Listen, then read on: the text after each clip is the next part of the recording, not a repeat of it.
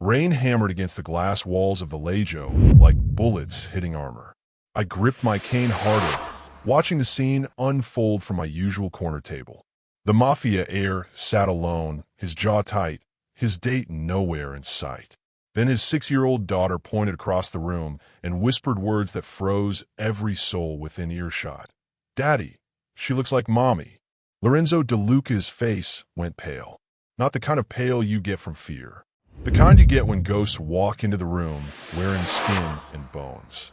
The little girl, Sophia, was staring at a waitress refilling water glasses. Just a waitress. Brown hair pulled back, simple uniform, tired eyes that said she'd worked a double shift. Nothing special about her, except she looked exactly like the woman Lorenzo buried 3 years ago. I've known Lorenzo since he was 12. Watched him grow from a kid who hated his father's business into a man who controlled half the city's ports. I was there the night his wife died. They called it a car accident. I knew better. Betrayal doesn't always come with a knife. Sometimes it comes with cut brake lines and a sharp turn on a wet road. Now here we were, back at the beginning. Fate has a sick sense of humor sometimes. The restaurant went quiet. You could hear silverware touching plates, ice cubes settling in glasses. Everyone pretended not to stare, but in our world, nobody misses anything. The scheduled blind date had been a setup anyway. Some politician's daughter trying to buy her way into power. She never showed. Smart woman. Lorenzo's hand trembled as he reached for his wine glass. Sophia kept staring at the waitress like she'd seen an angel. The girl didn't understand death yet. Not really. She just knew her mother was gone, and suddenly someone who looked like her was walking through the dining room, carrying bread baskets. Hi viewers, kindly tell us where you're watching from and what time it is. Warm welcome to the family. Enjoy the story. I lit a cigarette, even though you're not supposed to smoke inside anymore. Nobody was going to tell me different. My leg ached where the old bullet wound lived, right above the knee. Rain always made it worse. Or maybe it was the tension in the room. Hard to tell the difference anymore. The waitress, Mira, walked past our section. Lorenzo caught her sleeve. Gentle but firm. She turned, confused, probably thinking he needed more wine or another napkin. Instead, he did something that made my blood run cold. He invited her to sit down. She hesitated. Of course she did. You don't sit with Lorenzo De Luca unless you're family or you're about to become a problem. But Sophia smiled at her, that innocent kid smile that breaks through walls. Mira looked at the empty chair where the blind date should have been, then back at Lorenzo. Something in his eyes must have convinced her, because she sat. That's when the camera flash went off. Bright, cutting through the dim restaurant lighting like lightning. Paparazzi. Someone had tipped them off. This wasn't random. This was planned. I scanned the room, counting exits, identifying faces. 2 men in suits stood near the kitchen entrance. Wrong suits for this place. Too cheap, too obvious. I recognized one from the Rossetti family. The other I didn't know, which meant he was new muscle. They weren't here for the food. Mira said something to Sophia that made the girl giggle. Lorenzo smiled, just a fraction, like his face had forgotten how. They talked like normal people. She asked him if the bread was good. He asked her how long she'd worked there. Small talk that felt enormous because every eye in the room was watching. Every ear was listening. Outside, through the rain-streaked windows, I saw a black sedan pull up. Engine running. No plates visible from this angle. My instincts screamed danger, but Lorenzo seemed lost in the moment, talking to a woman who wore his dead wife's face. The word mommy kept echoing in my head. Sophia had said it so simply, so innocently. But in our world, nothing is simple. Nothing is innocent. And when fate decides to repeat itself, blood usually follows. Would you walk away, or would you sit down with a ghost from your past? Drop your answer in the comments, and hit that like button if your heart's already racing. Because what happens next will change everything. Mira Callan's Tuesday night was supposed to be simple. Take orders, smile through the exhaustion, collect tips, go home. Nothing about her life prepared her for the moment Lorenzo De Luca's daughter pointed at her and said she looked like someone's mother.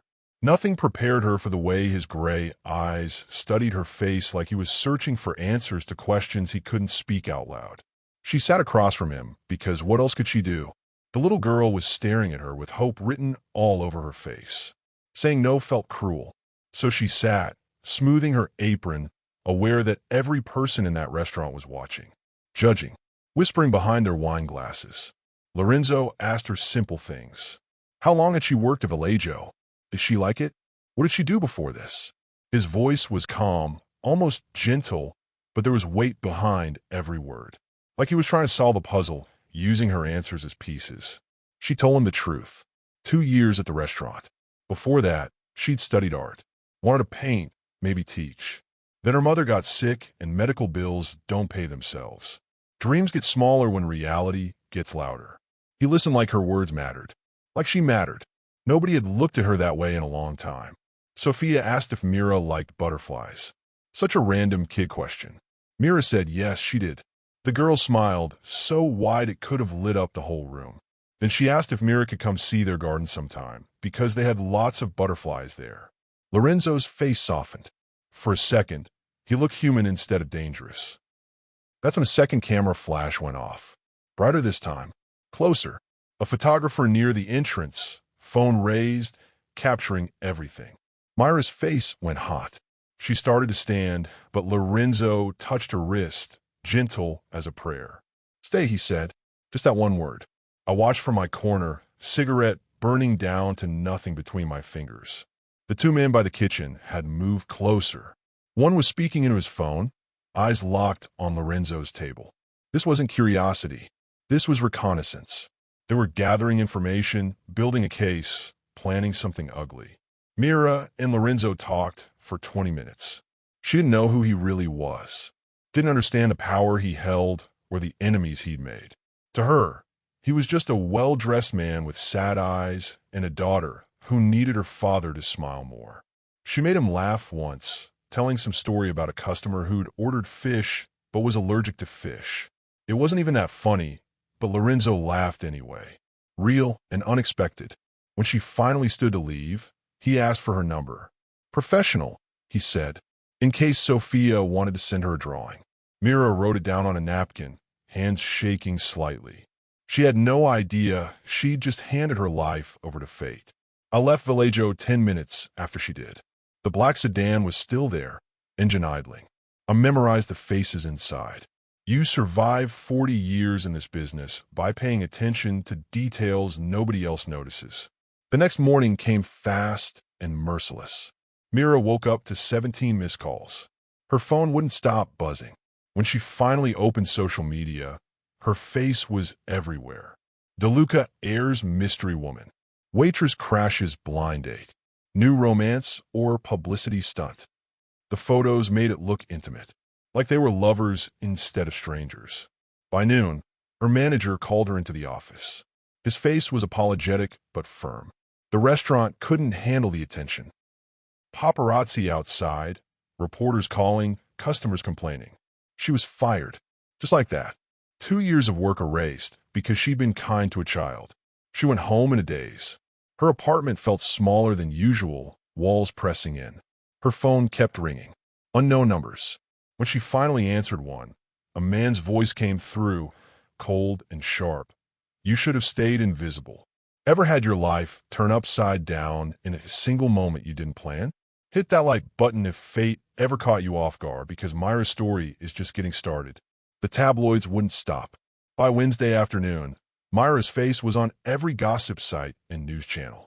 They dug up her old social media posts, analyzed her clothes, speculated about her past. Some called her a gold digger. Others said she was a plant, some kind of scheme. Nobody bothered to learn the truth. Truth doesn't sell papers. Drama does. She stopped answering her phone after the 20th threat. Most were anonymous. Stay away from the DeLuca family. You're not her, and you'll never be her. Dead women don't get replaced. Each message felt like a punch to the chest. She hadn't asked for any of this. She'd just been working, just trying to survive. Her mother called from the hospice facility, voice weak but worried. She'd seen the news. Mira lied and said everything was fine, even though nothing was fine. Medical bills kept coming. Rent was due in a week. She had no job and no prospects because who wants to hire someone attached to scandal? She wanted to call Lorenzo, demand answers, make him fix what he'd broken. But his silence hurt more than the headlines. 3 days passed, and he didn't reach out, didn't apologize, didn't explain. She was just collateral damage in whatever game rich people played with other people's lives. Thursday night, she walked to the corner store for groceries she could barely afford. The cashier recognized her, gave her a look that mixed pity with judgment. Mira paid cash and left quickly, head down, hood up. The city felt hostile now. Every stranger's glance felt like accusation. She was halfway home when the black car pulled up beside her. Sleek, expensive, windows tinted dark. Her heart hammered. The threats echoed in her mind. This was it. This was where the story ended badly. The back door opened. Lorenzo stepped out, suit perfect, expression unreadable. He looked tired. Good. She wanted him to hurt the way she hurt. Get in, he said. Not a question. A command. Absolutely not. Her voice shook but held firm. You ruined my life and then disappeared. I don't owe you anything. You're right. He moved closer, voice dropping. You don't owe me anything. But they're watching you. The people who want to hurt me. You're not safe out here. I wasn't safe in that restaurant either, but that didn't stop you from inviting me to sit down. He flinched. Actual emotion crossed his face. I know. I'm sorry. But right now, we don't have time for me to explain everything. There's a car following you. Black sedan, 2 men inside. They've been trailing you for 6 blocks. She turned. Sure enough, half a block back, a car idled at the curb. Her blood went cold. Who are they? People who think hurting you will hurt me. They're not wrong. He gestured to the open door. Please. 5 minutes of conversation. That's all I'm asking. She looked at the sedan, then back at Lorenzo. Every instinct screamed danger. But somehow, getting in his car felt less dangerous than staying on the street. She climbed inside. The door closed with a heavy, final sound. A watch from across the street, hidden in shadow. The sedan pulled away when Lorenzo's car did. Following. Hunting. I made 2 phone calls. One to my contact at the police department. One to someone who owed me a favor. By morning, that sedan would disappear and the men inside would know they'd been identified. Inside the car, Mira sat rigid, arms crossed. Sophia was there too, asleep in a car seat, thumb in her mouth. Lorenzo explained everything. His wife's death, the family business, the enemies who never stopped circling. How Myra's resemblance to his late wife had shocked him into terrible judgment. I should have protected you, he said. Instead, I made you a target. I'm trying to fix it. By kidnapping me? By offering you safety until this calms down. My mother's villa, outside the city. Quiet. Secure. You and Sophia got along. She hasn't smiled like that since her mother died. Mira stared at the sleeping child. Her anger wavered. What about my mother? She's sick. She needs me. I'll arrange private care. Best doctors. Whatever she needs. He met her eyes. I'm not asking you to forgive me. I'm asking you to stay alive. The car turned down a dark road, headlights cutting through mist. Behind them, the sedan followed like a shadow. Ahead, somewhere in the hills, a villa waited. And Mira realized her ordinary life had ended the moment a little girl said she looked like someone's mommy. If you were her, would you trust the man who destroyed your world? Drop your answer below and subscribe, because what happens at that villa will change everything. The villa appeared through morning fog like something from a forgotten photograph. Stone walls covered in ivy, gardens that sprawled wild and beautiful, a fountain in the courtyard where water trickled soft as whispers. Lorenzo's mother had left him this place years ago. He rarely used it. Too many memories, he said. Too much peace for a man who lived in chaos. Sophia woke up when the car stopped, rubbing her eyes, confused about where they were. Then she saw the gardens through the window and squealed. Daddy, can I see the butterflies? Lorenzo nodded, and she was out of the car before he could unfasten his seatbelt, running toward the flowers like joy had physical form.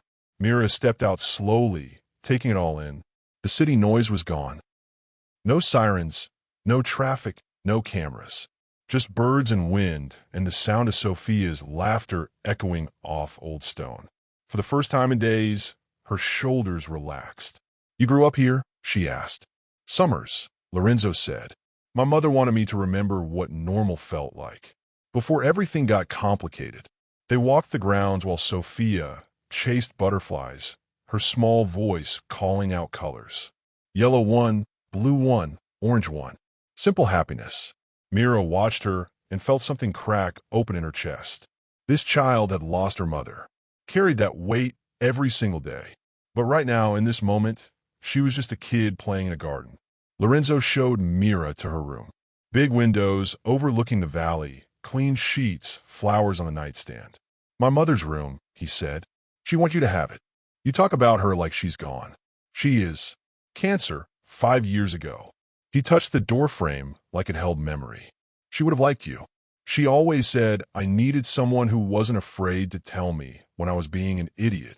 You were being an idiot, Mira said. No es might. Just truth. I know. They had dinner that night on the terrace. Simple food, nothing fancy. Pasta, bread, wine.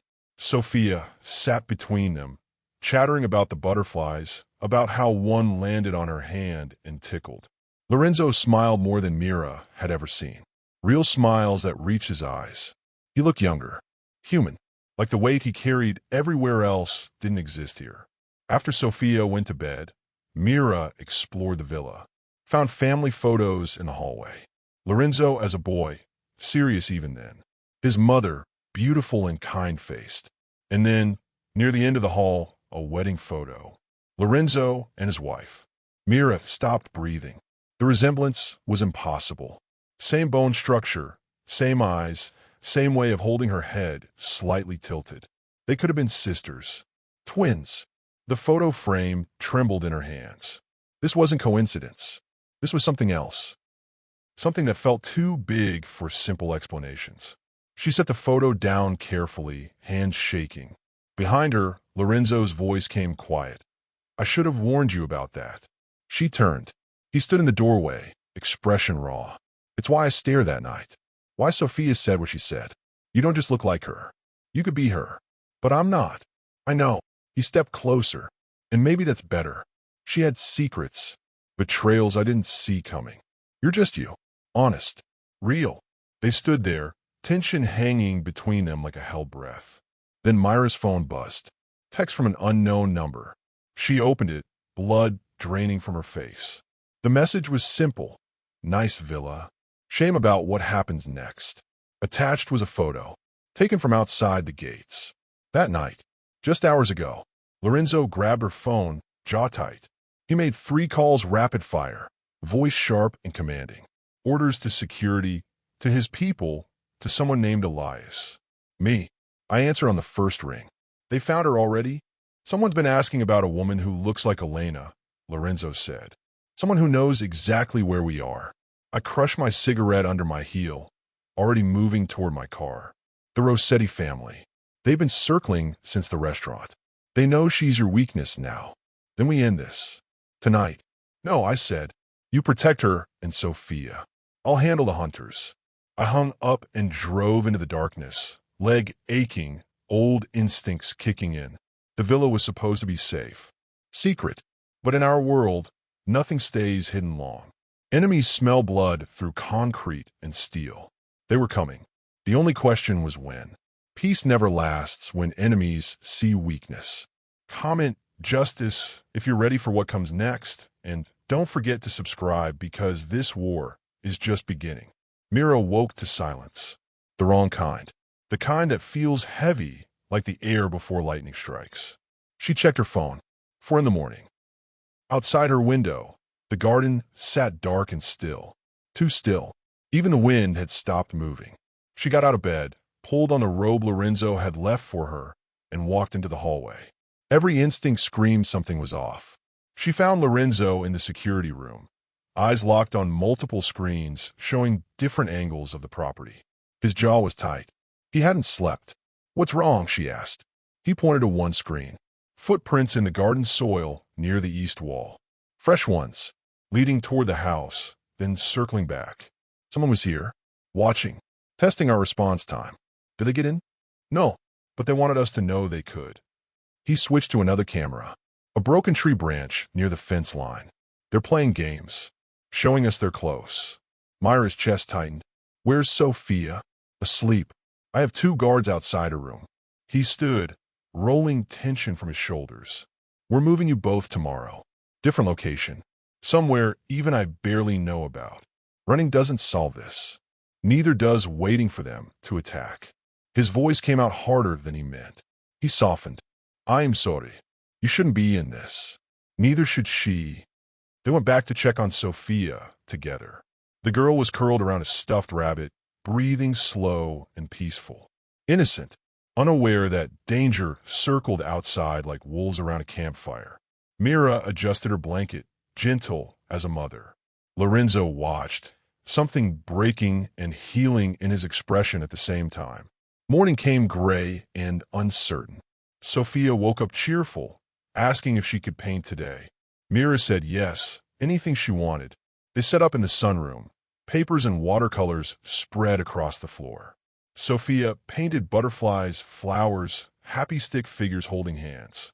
Normal kid things. While outside, men with guns walked the perimeter and danger pressed closer. Around noon, Sophia found something tucked inside her coloring book. A piece of paper, folded small. She opened it, confused, and handed it to Mira. The words were printed, block letters, deliberate and cruel. You can't replace her. Myra's hand shook. She looked at Lorenzo, who just walked in. His face went cold as stone. When did this get here? I don't know. Her coloring book was in her room last night, which meant someone had been inside. Past the guards, past the security, inside the villa itself. Close enough to touch Sophia's things. Close enough to hurt her. Lorenzo made more calls.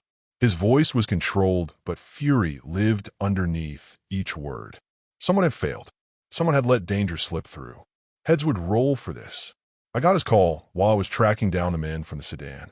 My informant had come through. Names, addresses, connections. The Rossetti family was definitely behind it, but they had help. Inside help. Someone in Lorenzo's circle was feeding them information. It's worse than we thought, I told him. They knew about the villa before you even took her there. This was planned. Who's the leak? Working on it. But Elias, they're not just watching anymore. That note was a warning. Next time they get inside, they won't leave a message. Lorenzo went quiet. Dangerous quiet. Then, I'm calling everyone in. Every family associate, every business partner, every person who knew about this location. Someone's going to confess, or I'm burning it all down. Don't do anything stupid. Stupid would be waiting for them to hurt my daughter. He hung up. I lit a cigarette, staring at the list of names my informant had provided. One name stood out. Someone I hadn't thought about in years. Elena's brother, Marco. He'd disappeared after a funeral, dropped off everyone's radar. Now suddenly, 3 years later, the Rossetti family was asking questions about a woman who looked like his dead sister. That wasn't coincidence. That was revenge. Back at the villa, Mira sat with Sophia, distracting her with stories and games, trying to keep fear from showing on her face. But kids sense things. Sophia kept asking if everything was okay, if they were safe, if the bad people were coming back. There are no bad people, Mira lied. Your daddy's just being extra careful. Mommy used to say that too, Sophia whispered. Right before she went away. The words hit like bullets. Mira pulled the girl close, making promises she wasn't sure she could keep. That everything would be fine, that she was safe, that nothing bad would happen. But outside, through the windows, she saw Lorenzo talking to his security team. Saw him loading a gun. Saw the way his eyes kept scanning the tree line like enemies were already there, just out of sight. That night, the dogs started barking. All of them, all at once. Mira ran to the window. The outdoor lights flickered once, twice, then went dark. In the distance, through the trees, she saw headlights. 3 vehicles, black, moving slow up the private road toward the villa gates. Lorenzo appeared in her doorway, gun in hand. Get Sophia. Take her to the wine cellar. There's a hidden door behind the 3rd rack. Lock yourselves in. Don't come out until I tell you it's safe. What about you? I'm ending this. His eyes met hers. Hard. Final. Whatever happens, protect my daughter. When danger stops knocking and starts kicking down doors, true courage shows itself. If you believe bravery still exists, hit subscribe because the next moment will test everyone. Glass exploded inward like 1,000 stars falling. Mira grabbed Sophia and ran. The girls screamed, cutting through the chaos. Behind them, footsteps pounded heavy on marble floors. Voices shouted in Italian, harsh and urgent. The wine cellar stairs were just ahead, down the hallway, past the kitchen. So close, but feeling miles away. Sophia's weight pulled at Myra's arms. The girl was crying, asking for her daddy, asking what was happening. Mira had no answers, just terror and the desperate need to hide this child somewhere safe. They reached the cellar door. Her hands shook so badly she almost couldn't turn the handle. The door swung open. Darkness below. Stone steps leading down into cold and shadow. No time to find a light switch. Mira carried Sophia down, one careful step at a time, Sophia's face buried in her neck. Behind them, gunfire cracked through the villa. Sharp. Final. Each shot felt like the end of something. The wine cellar smelled like earth and old wood. Rows of bottles lined the walls, dust-covering labels that probably cost more than Mira used to make in a month. She found the third rack, just like Lorenzo said, ran her hands along the back wall until she felt it. A seam, a hidden door. She pushed. It didn't move. Pushed harder. Nothing. Panic climbed her throat like poison. Sophia was shaking, small body trembling against her. Please, Mira whispered to the door. The universe, anyone listening. Please. The door clicked, swung inward. A tiny room beyond, barely bigger than a closet. Blankets on the floor, bottles of water, a flashlight. Lorenzo had prepared for this. Known this day might come. She pulled Sophia inside, closed the door, locked it from within. They sat in darkness. Sophia's breathing came fast and scared. Mira held her close, whispering the only thing she could think of. We're safe. We're okay. Your daddy's protecting us. Lies wrapped in hope. Above them, footsteps moved through the cellar. Searching. Heavy boots on stone. A man's voice called out. Check everything. Every corner. They're here somewhere. American accent. Not Italian. These weren't Rossetti soldiers. These were hired guns. Professionals. The kind who don't stop until the job's done. Mira covered Sophia's mouth gently. Felt the girl's tears on her palm. They barely breathed. A boot kicked a wine bottle. It shattered. Glass scattered across stone. The footsteps moved closer to the third rack. So close Mira could hear the man's breathing through the wall. Then gunfire erupted upstairs again. Louder. Closer together. Someone shouted orders. The footsteps in the cellar retreated fast, boots pounding back up the stairs. The door slammed. Silence fell heavy and terrible. Mira didn't move. Couldn't. Fear had turned her muscles to stone. Sophia whispered against her chest. Is Daddy okay? Yes, Mira lied. He's fine. He's strong. Nothing can hurt him. Minutes crawled past like hours. The darkness felt alive, pressing in from all sides. Myra's mind raced through every terrible possibility. Lorenzo shot. Dead on his own floor. Guards killed. The villa burning. Her and Sophia trapped down here with no way out. Then she heard it. A single set of footsteps. Slow. Deliberate. Coming back down the cellar stairs. Not running. Not searching. Walking like someone who knew exactly where to go. The footsteps stopped at the third rack. Silence. Then a knock on the hidden door. 3 times. A pattern. Mira. Lorenzo's voice. Rough. Exhausted. It's me. Open up. Her hand shook as she unlocked the door. Light spilled in from his flashlight. He was covered in blood. Not his, she realized. His eyes found Sophia first, checking her for injuries, relief washing over his face. Then he looked at Mira. You did good. Both of you. What happened? They're gone. For now. He helped them out, leading them back upstairs. The villa looked like a war zone. Bullet holes in walls. Broken glass everywhere. 2 bodies covered with sheets near the entrance. Mira turned Sophia's face away, but the girl had already seen. Some things can't be unseen.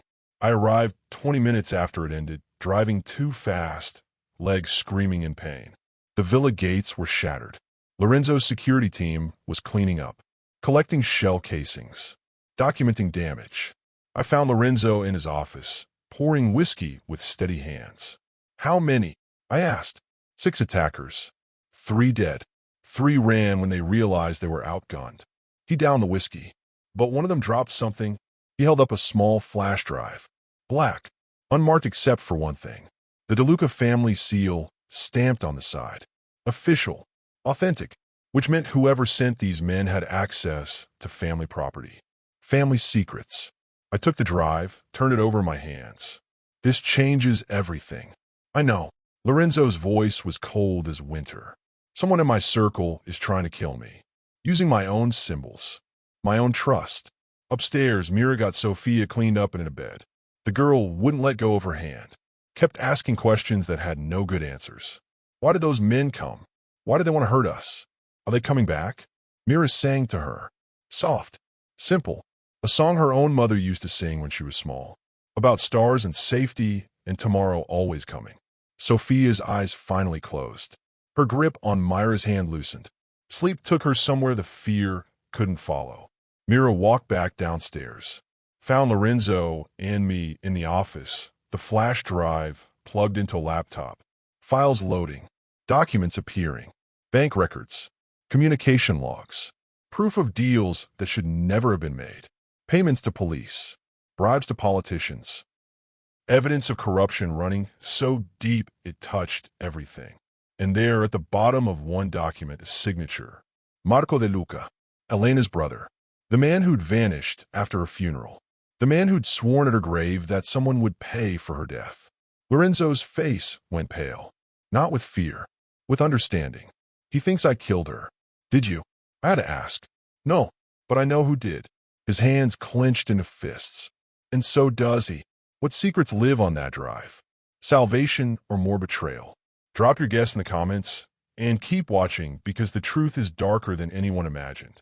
The documents painted a picture ugly as sin. Marco had spent 3 years building a case. Not for police or lawyers. For war. Every file was evidence that Lorenzo's business partners, his supposed allies, had orchestrated Elena's death. Made it look like an accident. Covered their tracks with money and threats. But Marco had gotten it wrong. Thought Lorenzo was part of it. Thought the man who'd loved his sister had also killed her. Grief and rage had twisted his thinking until revenge was the only thing that made sense. So he'd allied with the Rossettis, given them information, locations, weaknesses, all to destroy the man he blamed for his sister's death. Lorenzo read through everything, face carved from stone. When he finished, he closed the laptop and sat in silence. I'd known him long enough to recognize the look. He was choosing between justice and vengeance. Both had their appeal. Only one had a future. He needs to see this, Lorenzo finally said. The real evidence. The proof of who actually killed Elena. You think he'll believe you? I think he's been drowning in guilt and anger for 3 years. Maybe the truth will be a lifeline. He stood, set up a meeting. Neutral ground. Just him and me. That's suicide. No. Suicide is letting this war continue until Sophia loses another parent.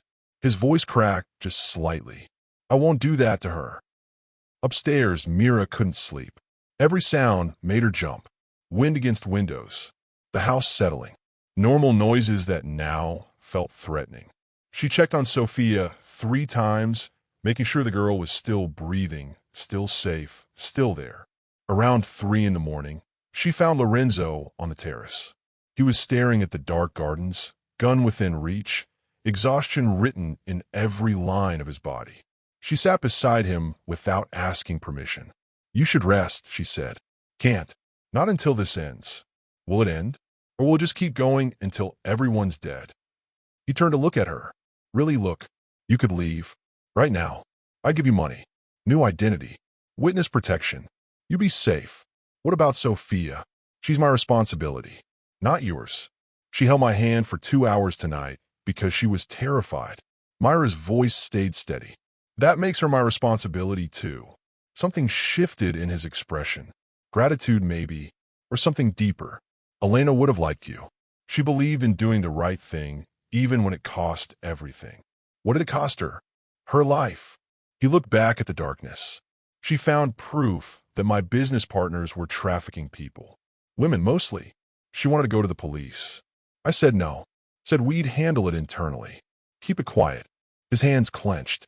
I was trying to protect the family name. Instead, I signed her death warrant. That wasn't your fault, wasn't it? I chose reputation over justice. She died because I was too afraid to do what was right. He met her eyes. I won't make that mistake again. 2 days later, I arranged the meeting. Abandoned warehouse on the waterfront. Neutral territory. No weapons. Just two men and the truth between them.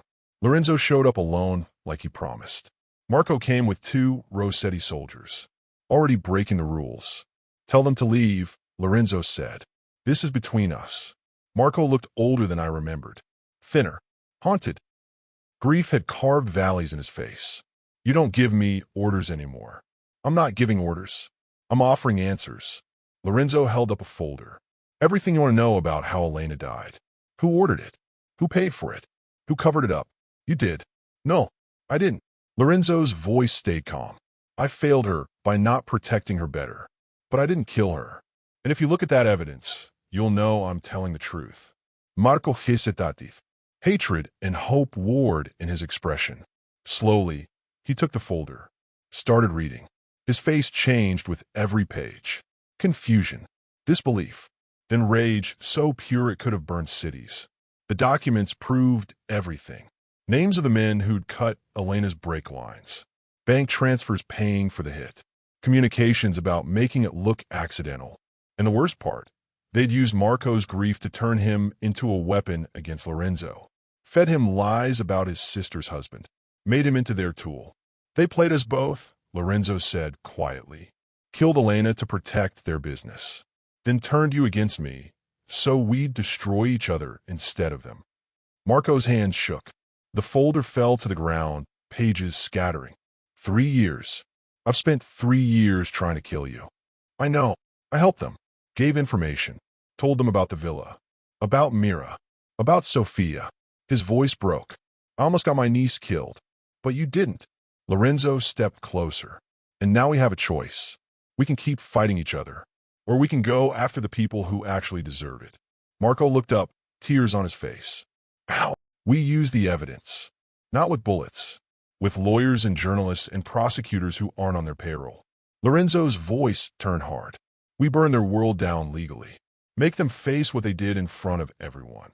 I watched from the shadows, hand on my gun, just in case. This could still go wrong. Marco could still choose revenge. But slowly he nodded. Extended his hand. Lorenzo took it. The alliance formed right there. Built on shared grief and the promise of justice. Justice doesn't always need blood. Sometimes truth is the sharpest weapon. Hit like if you believe silence can be louder than violence, because what comes next will shake everything. The evidence went everywhere. Every major newspaper, every news channel, every prosecutor's office that wasn't corrupt. By morning, you couldn't turn on a screen without seeing faces and names of men who'd thought they were untouchable. Lorenzo's former business partners, police chiefs, city officials, all of them connected to Elena's death and the trafficking network she'd tried to expose. The dominoes fell fast. Arrests before lunch.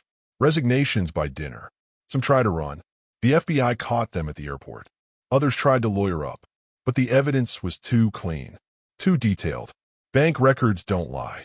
Neither do recorded phone calls discussing murder like it was a business expense. I sat in my apartment, watching it unfold on 3 different channels. 40 years in this business, and I'd never seen justice move this quick. Usually, rich men stay rich and protected. But Lorenzo and Marco had given prosecutors everything gift-wrapped. Impossible to ignore. Impossible to bury. My phone rang. Lorenzo. His voice sounded lighter than it had in days. It's working. They're going down. All of them. Everyone involved. The DA's office is talking about 20-year sentences. No deals. No early release. He paused. Elena would have liked this. Clean. Public. No blood. You did good. We did good. You, me, Marco. Even Mira. If she hadn't sat down that night, none of this would have started. He was right. Fate's funny like that. One small choice, one moment of kindness, and the whole world shifts. Mira had just wanted to be nice to a little girl. Instead, she'd triggered the collapse of an empire built on suffering. At the villa, Mira painted with Sophia in the garden. Real paints this time, on real canvases. Lorenzo had bought them art supplies. Proper ones. Sophia was working on a butterfly, tongue sticking out in concentration. Mira was painting the villa, trying to capture how the light hit the old stone. "You're good at this," Sophia said, leaning over to look. "Really good. Thanks. I used to want to be an artist. Before life got complicated. Daddy says life's always complicated. But we get to choose if we're happy anyway." She went back to her butterfly. "I choose happy." Mira smiled. "Me too." Lorenzo appeared in the doorway, watching them. For the first time since Mira had met him, he looked at peace. The weight had lifted. Justice was happening. His daughter was safe. The woman who looked like his dead wife was painting beside her, creating beauty from chaos. "It's over," he said. "The arrests are done. The Rossettis are backing off. Marco's cooperating with prosecutors. You're safe now." Mira set down her brush. "Does that mean we leave?"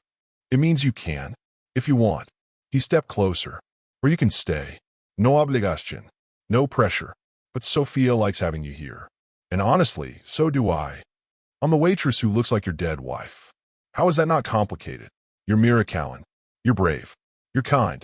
You paint butterflies with my daughter and make her laugh." His voice softened. "The resemblance is just coincidence. Who you are, that's real." Sophia looked up from her painting. "Are you leaving?" Mira looked at the girl, then at Lorenzo, then at the canvas in front of her. Her old life was gone. Job, apartment, the version of herself that had existed before that night at Vallejo. But maybe that wasn't loss. Maybe it was transformation. "I'll stay," she said, "for a while, until we figure out what comes next." Sophia cheered. Lorenzo smiled. And for a moment, the world felt right. 3 months passed. Lorenzo rebuilt his business legally this time. Marco helped, using his connections to create legitimate trade networks. No trafficking, no bribes, just honest work that made honest money. It was slower, harder, but they slept better. Myra's mother got the medical care she needed. Best doctors, experimental treatments, everything money could buy. She improved, not cured but stable, strong enough to visit the villa and meet Sophia, who immediately showed her every painting she'd ever made. I visited regularly, checking in, making sure peace stayed peaceful. My leg hurt less out here. Cleaner air, maybe, or just the absence of constant danger. I'd spent 40 years waiting for bullets. Strange how fast you adjust to quiet. One evening, I found them all in the garden. Sophia was teaching Mira and Lorenzo some game she'd invented involving butterflies and hide and seek. Watching them, you'd never know the violence they'd survived, the grief they'd carried. They looked like a family. Not perfect, but real. "You did good," I told Lorenzo later. "Elena would be proud." "I think about her every day," he admitted. "But it doesn't hurt like it used to. Feels more like gratitude. For the time we had. For Sophia. For the lessons she taught me about doing what's right. And Mira." He smiled. "Myra's teaching me new lessons. Like how courage doesn't always look like strength. Sometimes it looks like kindness. Sometimes it looks like staying when leaving would be easier." "You love her." "I'm learning to. Different than Elena, but just as real." He looked at me. "Think that's allowed?" "I think Elena would tell you to stop asking permission and just be happy." He laughed. "Real and unguarded." "Yeah, she would. Truth doesn't always roar. Sometimes it whispers through evidence and courage." Comment justice if this story moved you, and subscribe because the ending will remind you why mercy matters. The meeting happened on a Thursday. Lorenzo arranged it at the same warehouse where he'd met Marco months before. But this time, it wasn't about peace between enemies. It was about facing the men who destroyed so many lives. The prosecutors wanted Lorenzo and Marco to testify. Put faces to the evidence. Make it personal for the jury. The men who'd ordered Elena's death sat in handcuffs, expensive lawyers beside them. They looked smaller than I remembered. Prison orange doesn't carry the same authority as custom suits. Their eyes held anger and disbelief. They'd thought themselves untouchable. Reality had proved them wrong. Lorenzo stood before them, Marco beside him. The room held police, prosecutors, reporters invited to witness justice working. Cameras rolling. Everything documented. "You took my wife," Lorenzo said, voice steady. "You took Sophia's mother. You trafficked innocent people and called it business. You placed a folder on the table. More evidence. Always more evidence. You thought killing Elena would bury your crimes. Instead, you made sure they'd be exposed. One of the men tried to speak. His lawyer shut him down fast, but his eyes said everything. Rage at being caught. Contempt for the people who trapped him. No remorse. No recognition of the harm he'd caused. Marco stepped forward. My sister believed in justice. She died trying to expose you. For 3 years, I thought revenge was justice. I was wrong. He looked at Lorenzo. Real justice is watching you face consequences for what you did. Not in some alley. In a courtroom. In front of everyone. The lead prosecutor smiled. Gentlemen, your statements will be part of the official record. The trial begins in 2 weeks. Expect 20 to life for all defendants. Outside, media swarmed. Questions shouted from every direction. Lorenzo kept walking, Marco behind him, security clearing a path. But he stopped once, turned to the cameras, made a statement that would play on every news channel for days. My wife died trying to protect people who couldn't protect themselves. Today, we honored her memory by doing the same thing legally, publicly, permanently. This is how you fight corruption. Not with violence. With truth. Back at the villa, Mira watched the coverage with Sophia. The girl didn't understand all of it. Just that her daddy was being brave. That the bad people were being punished. That maybe, finally, they could stop being afraid. Is it really over? Sophia asked. Yeah, Mira said. I think it is. Lorenzo came home late that night, exhausted but relieved. Sophia was already asleep. Mira waited up, sitting on the terrace where stars spread across the sky like diamonds on velvet. How'd it go? She asked when he joined her. Better than expected. They'll be convicted. All of them. He sat beside her, close enough that their shoulders touched. Marco's testifying too, turning everything he knows into evidence. By the time we're done, that whole network will be destroyed. And then what? Then we live. Really live. No more looking over our shoulders. No more wondering when the next attack comes. He took her hand. Simple. Natural. I was thinking Sophia needs to go back to school. Regular school. With normal kids. Art programs too, because she's talented. She is, Mira agreed. Gets it from her mother. And maybe from you. You've been teaching her. She never painted before you came. He looked at her directly. I want you to stay. Not as an employee. Not as someone hiding. As family. Lorenzo. I know it's fast. I know it's complicated. But life's complicated whether we want it or not. His thumb traced circles on her hand. You're good for Sophia. You're good for me. And I hope, maybe we're good for you too. Mira thought about the waitress she'd been. Working doubles, barely surviving, dreams shelved because reality demanded attention. And she thought about who she was now. Teaching a little girl to paint. Standing up to danger. Finding strength she didn't know she had. I'm not her, Mira said quietly. I never will be. I don't want you to be. Elena was Elena. You're you. That's exactly who I want. She kissed him, soft and tentative. He kissed back, gentle as a promise. When they pulled apart, both were smiling. Inside, Sophia stirred in her sleep. In the morning, she'd wake up to a house that felt safer. A father who smiled more. A woman who wasn't her mother, but cared like one. Life wouldn't be perfect, but it would be real, honest, built on truth instead of secrets. I got the call that night. Lorenzo's voice calm and content. It's done. The testimony's scheduled. The evidence is locked in. Nothing can stop this now. Good.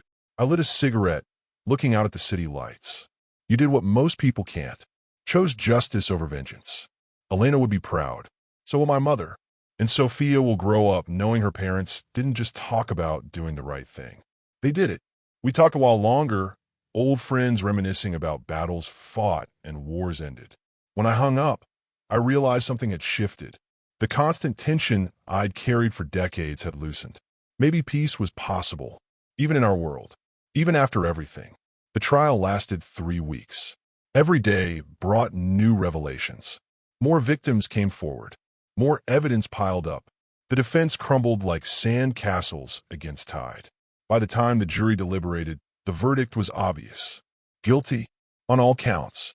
25 years minimum for murder. Additional time for trafficking, conspiracy, corruption. The judge showed no mercy. You betrayed the public trust, destroyed families, and murdered an innocent woman to protect your crimes. Society is safer with you behind bars. Lorenzo didn't celebrate, just nodded. Justice wasn't about victory. It was about accountability, about making sure what happened to Elena could never happen to someone else the same way. Mercy or vengeance, they chose truth. If this story touched your heart, drop a comment telling us what justice means to you, and hit subscribe for the final chapter where everything comes full circle. 6 months later, I walked into Vallejo for the first time since that rainy night when everything changed. The restaurant looked the same. Crystal chandeliers, marble floors, the quiet elegance of old money and new deals. But something felt different. Lighter, maybe, like ghosts had finally moved on. I took my usual corner table. The waiter recognized me, brought coffee without asking. Good service like always. I opened my newspaper, pretending to read while really just watching. Old habits die hard. Then they walked in. Lorenzo, Mira, and Sophia. The girl was taller now, growing fast like kids do, wearing a yellow dress covered in painted butterflies. Her own design, Mira had helped her make it. They moved through the restaurant like they belonged. Because they did. People stared. Of course they did. Some whispered, remembering the scandal, the headlines, the trial. But there was something else in their expressions now. Respect, maybe. Understanding that these people had faced hell and come out standing. Lorenzo requested a table. Not his usual spot. The same table where he'd sat that night. Where Sophia had pointed at a waitress and changed everyone's lives with 4 simple words. The hostess seated them without hesitation. Times had changed. Sophia chatted happily about her day. She'd started at a new school, made friends, joined our club. Normal kid problems like homework and recess, and who said what at lunch. Lorenzo listened like every word mattered. Mira added comments, laughing at the right moments, asking questions that showed she cared. It looked like a family. Not perfect or traditional, just real. 3 people who'd found each other through chaos and decided to build something good from the wreckage. The current waitress came to take their order. Young, nervous, probably her first month on the job. She fumbled with her notepad, apologized too much. Sophia smiled at her. It's okay. Take your time. Mira ordered for Sophia, something simple the girl would actually eat. Lorenzo got his usual. Then he did something unexpected. He asked the waitress about herself, how long she'd worked there, if she liked it, what her plans were. She relaxed, told him she was putting herself through art school. Myra's eyes lit up. What kind of art? Painting mostly. Portraits. The girl hesitated. It's probably stupid. It's not stupid, Mira said firmly. Art matters. Don't let anyone tell you different. They talked for a few minutes more. When the waitress left, she was smiling. Small kindness. The kind that ripples outward in ways you can't predict. The kind that changes lives. I folded my newspaper and walked over. Lorenzo saw me coming, smiled, gestured to an empty chair. Elias, join us. Don't want to interrupt. You never interrupt. He meant it. I sat, and Sophia immediately started telling me about her latest painting. Some elaborate thing involving dragons and castles and more butterflies. Kids and their butterflies. I listened, nodding in the right places, realizing I'd become part of this strange family too. Mira caught my eye across the table. Mouthed 2 words. Thank you. I nodded. She didn't need to explain. I knew what she meant. For protecting them. For helping Lorenzo choose justice. For being there when things got dark. That's what family does. Shows up. Stays. Fights for each other. After dinner, Lorenzo paid the bill and left a tip that would cover the waitress's rent for a month. No recognition needed. Just helping someone away Mira had once needed help. They walked out together, Sophia between them, holding both their hands. Swinging slightly like kids do. Happy. Safe. Free. I stayed behind, finishing my coffee, watching through the window as they climbed into Lorenzo's car. Normal family doing normal things. No paparazzi. No threats. No danger hiding in shadows. Just life happening the way it should. The rain started again. Gentle this time. Cleansing. I thought about that night 6 months ago, how everything had hinged on one moment. One decision to sit down. One act of kindness that spiraled into justice.